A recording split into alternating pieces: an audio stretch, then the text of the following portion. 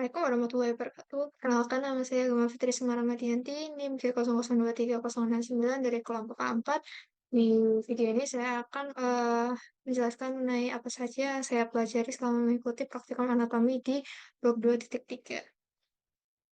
Pertama saya akan menjelaskan mengenai area Brodmann. Untuk area Brodmann sendiri itu ada banyak. Untuk yang utamanya ada area 4, itu nanti dia itu fungsinya sebagai untuk area motorik primer, lalu kemudian ada area 6, itu nanti ada area motorik sekunder, lalu untuk area 312 merupakan area sensorik primer, area 43 merupakan area gustatorik, untuk area 44 atau 45, 4 dan 45 itu merupakan area bicara motorik atau area Broca, lalu untuk area 39, 40 dan 42, 39, 40 dan 39, 40, dan 42 itu nanti merupakan area bicara sensorik atau area Wernicke. Kemudian untuk 41, 42-nya merupakan area auditori primer, area 22 nanti merupakan area auditori yang sekunder, untuk 17 itu nanti merupakan area visual primer, dan 18, 19-nya merupakan area visual sekunder.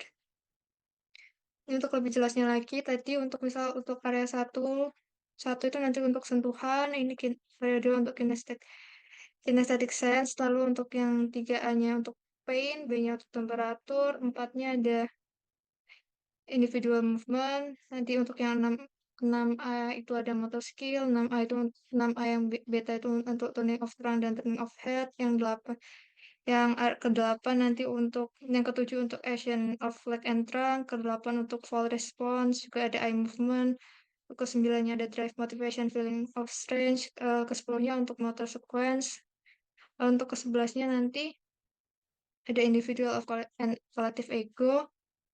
Kemudian ini ada area yang ke 17 tadi untuk vision yang primer, 18, 19 itu untuk yang sekunder seperti nanti ada gaze movement, ada visual attention, terus nanti yang 19 ada color perception, visual recognition, and visual thinking, reading, number recognition, calculation, and topographical memory. Kemudian untuk yang ini area 37 untuk name comprehension, untuk area 21 itu nanti ada listening movement and auditory attention, 20 juga ada understanding of sounds and music, dan ini ada area-area lain. Selanjutnya untuk traktus yang apa itu traktus piramidalis dan ekstrapiramidalis. Jadi pertama untuk traktus piramidalis sendiri itu merupakan jaras dari area motorik primer dan sekunder, jadi dari area 4 dan 6 Brodmann yang berjalan menuju medula spinalis dan berakhir nanti di cornu anterior medula spinalis efferent. Terus nanti saat melewati decussatio piramidalis itu nanti ada serabut dari traktus piramidalis itu yang menyilang itu arah kontralateral, nanti disebutnya traktus piramidalis atau corticospinalis yang lateralis. Terus nanti yang tidak menyilang itu, ini yang menyilang itu yang lateral, dan nanti yang tidak menyilang itu nanti yang traktus corticospinalis atau piramidalis yang anterior. Selanjutnya untuk traktus ekstrapiramidalis itu nanti dia tuh berfungsi untuk pengendali aktivitas motorik yang nanti itu dicetuskan oleh korteks motorik cerebri dan traktus piramidalis, dan menunjang nantinya juga menunjang fungsi dari traktus piramidalis yang tadi sudah saya jelaskan. Untuk traktus ekstrapiramidalis sendiri itu nanti ada traktus vestibulospinalis, ada reticulospinalis yang ventrolateral, dan juga ada yang lateralis, dan juga nanti ada traktus tectospinalis. Untuk traktus yang vestibulospinalis sendiri itu nanti fungsinya sebagai keseimbangan dan juga tonus otot. Untuk yang reticulospinalis yang ventrolateral itu nanti dia tuh asalnya dari pons. Kalau yang lateralis, reticulospinalis yang lateralis dia nanti asalnya dari medulla oblongata, dan untuk yang traktus tectospinalis itu nanti dia dari mesencephalon menuju medulla spinalis. Kemudian untuk anatomi mengenai encephalon dan juga medulla spinalis, encephalon sendiri itu nanti dibagi dalam perkembangan embriologi itu nanti eh, kembang nanti dibagi jadi 3 dulu, ada prosencephalon, mesencephalon, dan ramencephalon. Nanti prosencephalon itu bakal eh, jadi 2, ada telencephalon dan diencephalon. Untuk yang telencephalon nanti dia itu jadi cerebrum, untuk yang di encephalon nanti dia jadi talamus, epitalamus, dan hipotalamus, nanti juga ada subtalamus. Kemudian untuk yang mesencephalon itu nanti dia jadi midbrain. Kemudian untuk yang ramencephalon dia itu nanti berubah jadi mesencephalon dan juga myelencephalon. Untuk yang mesencephalon dia itu jadi pons dan juga cerebellum, dan untuk yang myelencephalon nanti dia jadi medulla oblongata.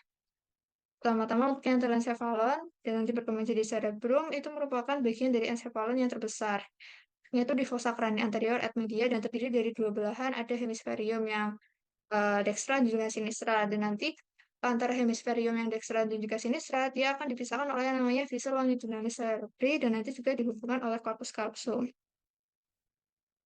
Untuk ini corpus callosumnya nanti di bagian sini, kalau untuk sulcus yang fissure longitudinalis nanti membagi yang hemisferium dextra dan sinistra. Untuk bagian luar dari cerebrum sendiri itu nanti dia tersusun atas lipatan-lipatan nanti berupa gyrus. Gyrus itu yang menonjol berupa rigid dan juga nanti ada fissure atau sulcus nanti yang berupa cekungan. Yang ini yang bentuk alur. Nah, untuk dari cerebrum sendiri itu nanti dia dibagi menjadi beberapa lobi oleh sulcus tersebut. Pertama, untuk bagian dari lobinya sendiri itu nanti ada eh, temporal yang bagian samping, nanti di bagian belakang ada occipital, ada parietal, dan juga nanti di bagian depannya ada frontal.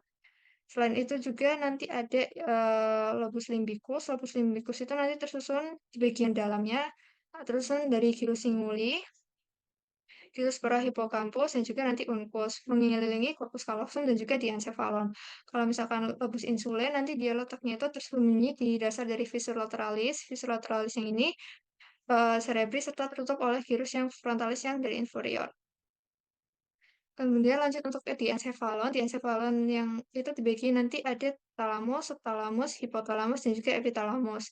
Untuk yang talamus sendiri, itu merupakan massa substansia gresia besar di kanan dan kiri ventriculus tertius. Nanti dia itu terdiri dari talamus dextra dan juga sinistra yang nanti dihubungkan oleh adesio interthalamica.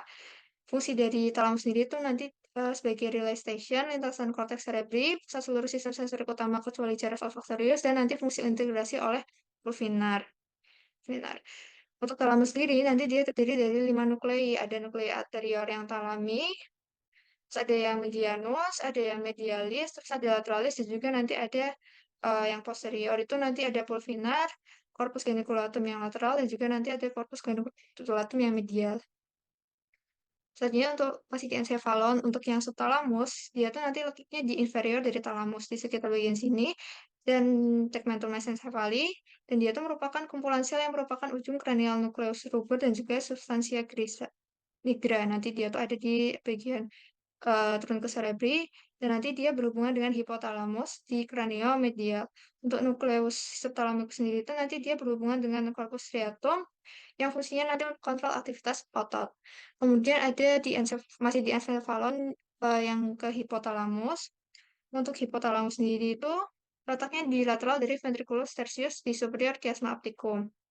Lalu fungsinya sendiri itu untuk mengendalikan fungsi vital tubuh, mengendalikan dan mengintegrasikan fungsi sensor autonom, terus regulasi suhu tubuh, metabolisme, hemostasis, terus nanti juga mengatur sekresi hormon berupa nanti melepas releasing dan inhibiting hormon yang nantinya akan diterima oleh hipofisis. Kemudian untuk masih di encephalon yang epitalamus bagian belakang sini nanti dia tuh terdiri atas nukleus habenularis dan juga nanti ada glandula atau nukleus pinealis. Untuk yang glandula nukleus pinealis itu yang ini, yang ini. Kemudian untuk nukleus habenularis sendiri dia tuh sebagai pusat integrasi jaras aferen olfaktorius, viscera, dan somatik. Untuk glandula pinealis dia tuh sebagai inhibitor produksi hormon dan juga nanti dia juga sekresi melatonin dan yang fungsinya itu regulasi irama sirkadian dan fungsi reproduksi. Kemudian lanjut ke mesencephalon atau itu midbrain yang bagian tengah sini. Jadi dia sendiri itu salah satu bagian dari midbrain itu ada yang namanya pedunculus cerebri. Pedunculus cerebri itu terdiri dari crus cerebri dan juga nanti ada tegmentum mesencephaly yang dipisahkan oleh substansia nigra. Di sini juga ada tegmentum mesencephaly dan juga nanti ini ada lubangnya ini cerebral aqueductus. Kemudian dari tampak posterolateral view-nya itu nanti ada superior colliculus superior, inferior, dan juga nanti di sini merupakan keluarnya dari nervus keempat. Juga ada corpus geniculate yang lateral, ada yang lateral, medial, dan juga colliculus superior inferior brachiumnya. Kemudian untuk yang mesencephalons itu eh, ada pons dan juga nanti ada cerebellum. Pertama untuk pons sendiri nanti dia dibagi jadi pars bacillaris atau tampak depannya dan juga nanti ada pars tegmentalis atau tampak belakangnya. Untuk pars bacillarisnya sendiri, dia itu nanti pons sendiri itu nanti merupakan tempat keluarnya dari nervus 5, ada nervus 6, nervus 7 dan juga nervus 8. Ini ada bagian namanya brachium pontis, sulcus bulbopontinus, terus ini bulbopontinus, terus ada angulus pontocerebralis yang merupakan tempat keluar dari nervus-nervus tersebut. Kemudian dari bagian dorsalnya atau bagian dari bagian dorsalnya itu untuk pars segmentalisnya segini dan nanti untuk ke bawahnya itu nanti merupakan medulla oblongata. Di pars segmentalis pontis itu ada sulcus dorsal median, terus ada colliculus facial, ada stria medulla dan juga ada sulcus limitans. Kemudian untuk mesencephalon yang cerebellum itu nanti dia dibagi ada tiga, archi cerebellum, paleocerebellum, dan juga nanti ada neocerebellum. Untuk archi cerebellum dia letaknya pada lobus floculonodularis dan lingula dan dia itu mengandung nukleus fastigius untuk keseimbangan. Untuk paleocerebellum dia itu pada lobus yang anterior yang warna merah dan dia itu mengandung nukleus emboliformis dan nukleus globosus yang fungsinya nanti untuk tonus otot. Sedangkan untuk yang neocerebellum itu letaknya pada lobus posterior dan dia itu mengandung nukleus dentatus nantinya untuk mengatur kemampuan gerakan yang lebih terampil dan juga nanti koordinasi dengan cerebrum. Selain itu juga untuk yang cerebellum itu nanti ada peduncle cerebellum yang superior, medial dan juga nanti ada yang inferior. Selanjutnya untuk mesencephalon yang nanti jadi medulla oblongata itu nanti untuk medulla oblongata sendiri jadi dibagi jadi aspek eksternal dan juga nanti untuk aspek aspek internalnya. Untuk aspek eksternal dia bisa dilihat dari ventral dan juga dorsal. Yang dari ventral sendiri itu nanti ada olive yang merupakan penonjolan karena desakan dari nukleus olivarius yang inferior, terus ada piramid itu nanti penonjolan karena pendesakan dari traktus piramid atau corticospinalis, terus nanti ada decussatio piramid itu nanti merupakan tempat si traktus corticospinalis yang lateral itu nanti menyilang. Terus di sini juga ada tempat keluar dari nervus-nervus, ada nervus 9, 10, 11 dan 12. Nanti untuk yang depan sini ada sulcus anterolateral dan untuk belakang ada sulcus posterolateral. Untuk bagian dorsalnya sendiri nanti dia segitiga bagian bawah ini ada trigonum hypocausal, vagal trigon, terus ada ini ada gracil fasciculus gracilis, terus ada fasciculus cuneatus, terus nanti juga ada sulcus yang dorsal median, terus ada tuberculum yang gracilis dan juga tuberculum yang cuneatus.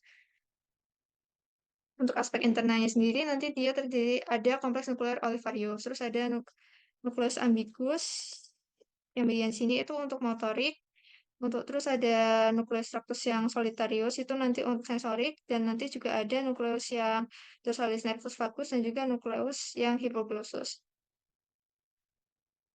Selanjutnya untuk medulla spinalis nanti dia dibagi jadi struktur eksternal dan juga struktur internal. Untuk struktur eksternalnya sendiri nanti dia ada visur mediana anterior, nanti di bagian anteriornya, terus untuk di bagian posteriornya juga ada sulcus medianus yang posterior, terus untuk bagian depan itu nanti ada tempat keluar dari ratix anterior atau ratix motorik itu nanti namanya sulcus anterolaterales dan juga nanti di sini ada sulcus posterolaterales sebagai tempat keluar dari ratix yang posterior atau ratix yang sensorik. Kemudian untuk struktur internalnya sendiri nanti ada substansia alba bagian luarnya dan juga substansia grisia di bagian tengah. Untuk substansia alba itu warnanya putih karena dia isinya itu serabut saraf yang bermialin dan dibagi menjadi tiga bagian. Nanti ada funiculus yang lateralis, funiculus yang anterior dan juga funiculus posterior. Funiculus posterior ini nanti terdiri dari fasciculus gracilis dan juga fasciculus yang cuneatus. Untuk substansia grisia yang di bagian tengah itu nanti warnanya abu-abu karena dia itu didominasi oleh badan sel saraf dan di tengahnya itu nanti terdapat kanalis centralis yang nantinya itu akan terisi oleh liquid cerebrospinalis hingga ke ventriculus terminal.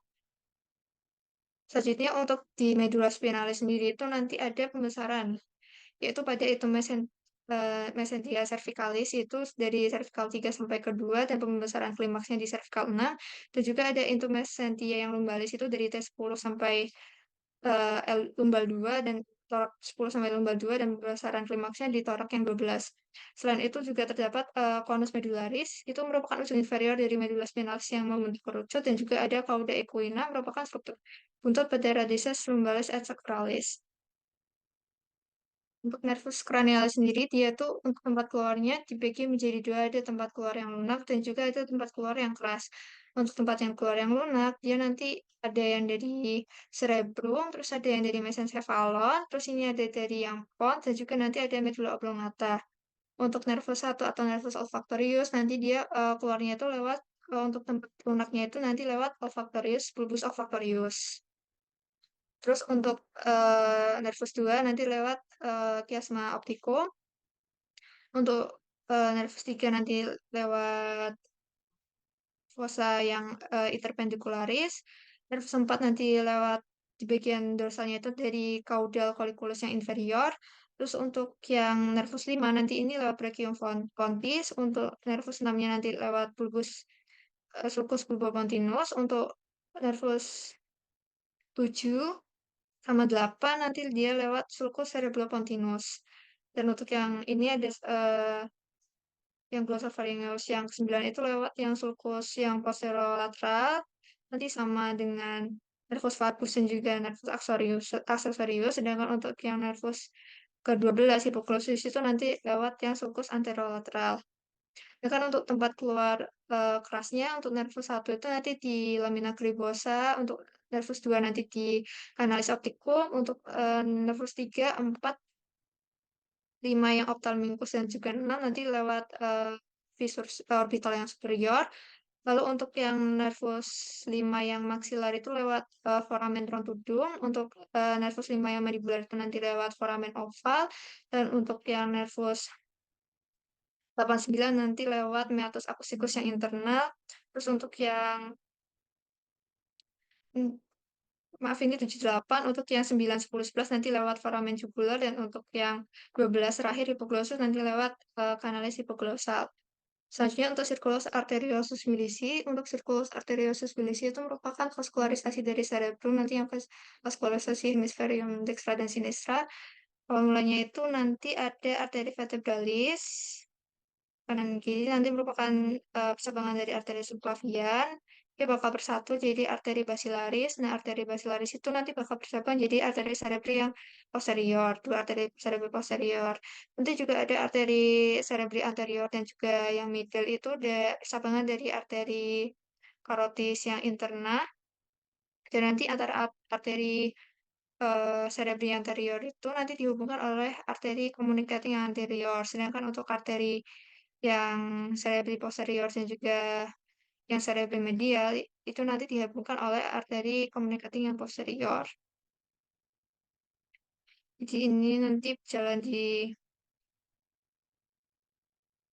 oblongata, vertebralis, nanti jadi bagian pontis ini nanti jadi basilar. Terus nanti juga ada anterior cerebral dan juga middle itu dari arteri karotis interna. Nanti antara anterior itu dihubungkan oleh arteri komunikatif anterior, dan antara cerebri yang medial dan juga nanti cerebri yang posterior ini nanti dia dihubungkan oleh arteri komunikatif yang posterior.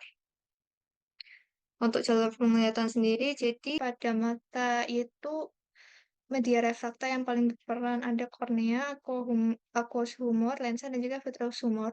Untuk permukaan kornea sendiri, nanti dia tuh melengkung dan merupakan struktur pertama yang dilewati oleh cahaya sewaktu nanti cahaya masuk ke dalam mata. Kornea sendiri berperan itu nanti paling besar dalam kemampuan refraktif total mata, karena perbedaan densitas pada pertemuan udara dan kornea itu jauh lebih besar daripada perbedaan dalam densitas antara lensa dan cairan di sekitarnya. Nah, untuk kemampuan refraktif kornea sendiri itu tidak berubah-ubah karena kelengkungan kornea tidak pernah berubah. Setelah lewat kornea, nanti itu cahaya akan melewati iris. Iris ini nanti dia bakal mengatur berapa banyak cahaya masuk ke dalam mata, dan nanti cahaya masuk melalui pupil. Setelah melewati pupil, cahaya akan melalui lensa. Nah, yang di lensa ini nanti dia dapat melakukan akomodasi dengan mengubah kelengkungannya sesuai kebutuhan untuk melihat, baik itu nanti melihat dekat ataupun melihat jauh. Jika nanti misalkan melihat jauh, nanti terjadi relaksasi dari musculus ciliaris sehingga terjadi kontraksi ligamen suspensorium lentis yang nanti menarik lensa hingga memipih. Dan sebaliknya, jika nanti untuk melihat meningkat, nanti terjadi kontraksi dari M-ciliaris yang menyebabkan ligamentum suspensorium lentis itu nanti berelaksasi sehingga nanti lensanya itu tidak memipih. Nah, untuk, media refraktor sendiri itu nanti fungsinya itu, supaya nanti yang bayangan yang terbentuk di dalam retina itu dapat terfokus tepat di retinanya, sehingga nantinya itu orang itu dapat melihat dengan jelas. Dan untuk bayangan yang terbentuk di retina itu nanti terbalik dari aslinya, tetapi otak itu bakal tetap mempersepsikan bayangan tersebut itu dalam posisi tegak karena, otak itu sudah dilatih untuk menangkap bayangan yang terbalik itu sebagai keadaan yang normal. Selanjutnya setelah, itu pada retina itu nanti bentuk bayangan untuk rangsangan cahaya itu bakal ditangkap oleh fotoreseptor yang nanti bersinaps dengan, sel bipolar. Jadi, fotoreseptor itu nanti ada rod cell dan juga kon sel. Untuk rod itu nanti dia tuh yang bakal, fungsinya dalam penglihatan dalam gelap dan juga nanti konsel itu nanti untuk penglihatan yang terang. Dan nanti selanjutnya sel-sel ini akan berakhir di sel ganglion, yang akson-aksonnya itu akan membentuk nervus opticus yang selanjutnya itu akan melanjutkan transmisi sinyal itu nanti ke otak. Nah, untuk neurotransmitter yang dibebaskan dari ujung sinap fotoreseptor itu nanti memiliki efek inhibitorik pada sel bipolar. Penurunan pengeluaran neurotransmitter yang menyertai hiperpolasi reseptor yang diinduksi oleh cahaya menurunkan efek inhibitorik pada sel bipolar. Nah, misalkan jika efek inhibitorik itu hilang, nanti menimbulkan efek yang sama dengan eksitasi langsung ke sel bipolar. Jadi semakin besar pencahayaan pada sel reseptor, semakin besar pengurangan inhibisi terhadap sel bipolar, dan semakin besar efek eksitasi pada sel berikutnya dalam jalur penglihatan ke otak. Nah, jika sel bipolar itu nanti sel bipolar ke fotoreseptor nanti ke ganglion itu memperlihatkan potensial berjenjang. Jadi, potensial ketika nanti ini potensial aksi dari rasa itu bakal disalurkan ke sel bipolar, kemudian nanti bakal ke sel ganglion. Untuk nanti sel ganglion sendiri itu bakal menyatu membentuk nervus opticus yang nanti akan membawa potensial aksi itu meninggalkan mata. Nanti nervus opticus kanan dan kiri itu bakal bertemu di, kiasma optikum, di mana nanti sebagian saraf itu bakal melintasi ke sisi otak yang berlawanan. Nah, setelah itu saraf tersebut akan dikenal sebagai traktus yang optikus. Traktus optikus itu bakal mengirimkan sinyal ke badan geniculat, lateral di talamus. Kemudian dari badan geniculat lateral ini sinyal bakal dibawa oleh optic radiation itu ke korteks visual primer di bagian belakang otak. Itu nanti untuk yang primer itu nanti ada 17 dan juga nanti untuk yang sekunder itu ada 18-19 nanti yang di situ bakal bertanggung jawab untuk pengolahan awal dari informasi visual. Nah, untuk otot penggerak mata sendiri itu pertama ada ini yang lateral rectus yang lateral, terus ada ini rectus yang lateral, terus nanti ada rectus yang medial di bagian dalam, ini rectus yang lateral ini dari tampak atas, ini medial dan bagian dalam, terus ada superior oblique, ada superior oblique dan juga nanti ini ada yang superior rectusnya juga. Terus ini ada inferior oblique, dan juga nanti ada inferior rectus. Sama untuk inervasinya sendiri, untuk yang lateral rectus itu nanti dia oleh nervus ke-6, untuk yang superior oblique itu nanti oleh nervus 4, dan sisanya itu nanti bakal diinnervasi oleh nervus 3. Untuk gerakan mata sendiri itu nanti dia ada elevasi ke atas, depresi ke bawah. Untuk adduksi itu berarti nanti ke medial, ke dekat hidung, dan abduksi itu nanti ke lateral. Dan nanti juga dia bisa melakukan rotasi internal ke medial ini dan juga rotasi eksternal ke lateral. Jadi untuk fungsi dari muskulusnya sendiri untuk rectus superior itu fungsinya untuk elevasi, adduksi, dan rotasi medial bulbus oculi. Untuk sedangkan untuk yang rectus yang inferior, dia nanti fungsinya untuk depresi, adduksi, rotasi lateral, bulbus oculi. Dan untuk yang rectus medialis, fungsinya untuk adduksi bulbus oculi. Yang rectus lateralis itu nanti untuk abduksi bulbus oculi, sedangkan untuk yang obliquus superior itu nanti untuk depresi, abduksi, rotasi medial bulbus oculi, dan untuk yang obliquus inferior dia tuh elevasi, abduksi, rotasi lateral bulbus oculi.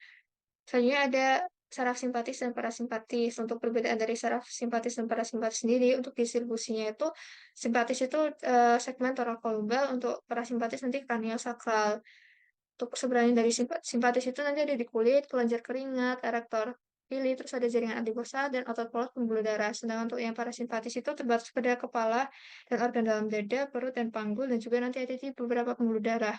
Untuk lokasi preganglionik itu yang simpatis pada cornu lateralis atau nucleus intermediolaterales cornu lateralis medulla spinalis, segmen medulla spinalis thorax 1 sampai lumbal 2, kemudian menuju ganglia truncus sympathicus atau ganglion prevertebralis.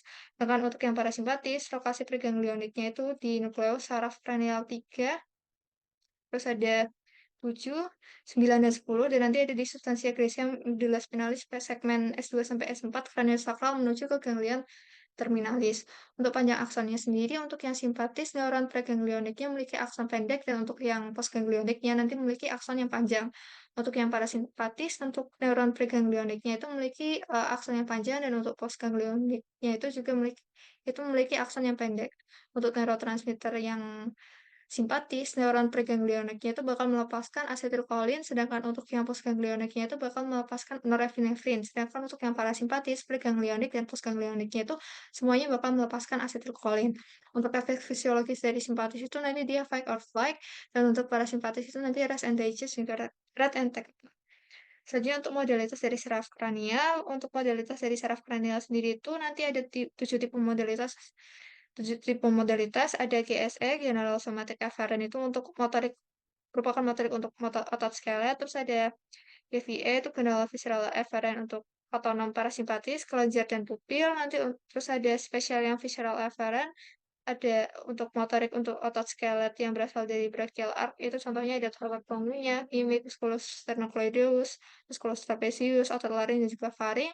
Terus ada general visceral afferent itu nanti untuk sensorik umum pada organ visceral seperti nyeri, suhu, raba, dan tekan. Untuk spesial visceral afferent itu nanti untuk sensorik untuk indera khusus derivat gastrointestinal, nanti ada penciuman dan juga pengecapan, berarti dia berhubungan dengan makan. Dan juga nanti ada general spesial yang general somatik yang afferent itu untuk sensorik untuk tubuh, nyeri, suhu, raba, dan tekan juga. Dan nanti ada spesial somatik yang afferent itu untuk sensorik indera khusus tubuh yang buat visual, keseimbangan, dan pendengaran, berarti ini yang tidak berhubungan dengan makan.